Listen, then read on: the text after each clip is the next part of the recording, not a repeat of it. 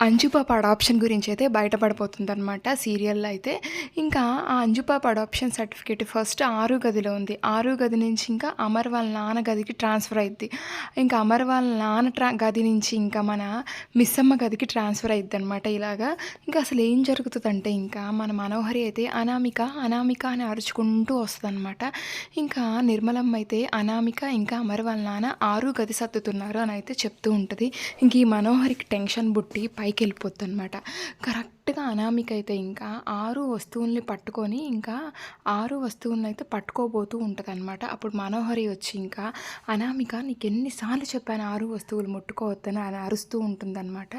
ఇంకా సదాశివం అయితే ఎందుకమ్మా పట్టుకుంటే ఏమవుతది అని అయితే అంటూ ఉంటాడు.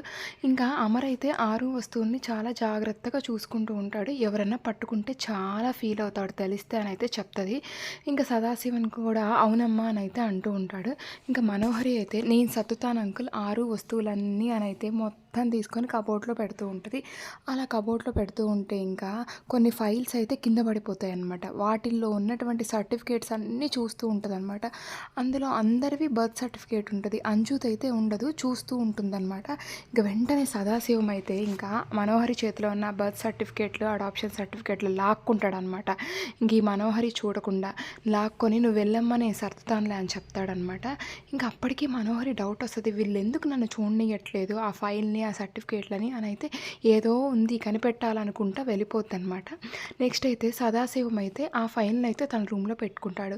మళ్ళీ ఏం ఆలోచిస్తాడంటే ఇది నా రూమ్‌లో ఉండడం సేఫ్ కాదని చెప్పి మన బాగీకైతే ఇచ్చి జాగ్రత్తగా పెట్టమంటాడనమాట.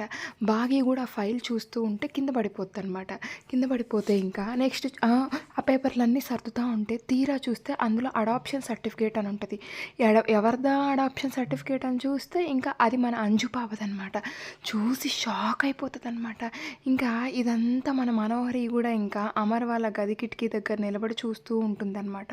తను కూడా అది చూడాలనుకుంటూ ఉంటుంది. నెక్స్ట్ అయితే ఇప్పుడు మన మిస్సమ్మకి తెలిసిపోయింది అంజు పాప అడాప్షన్ సర్టిఫికేట్.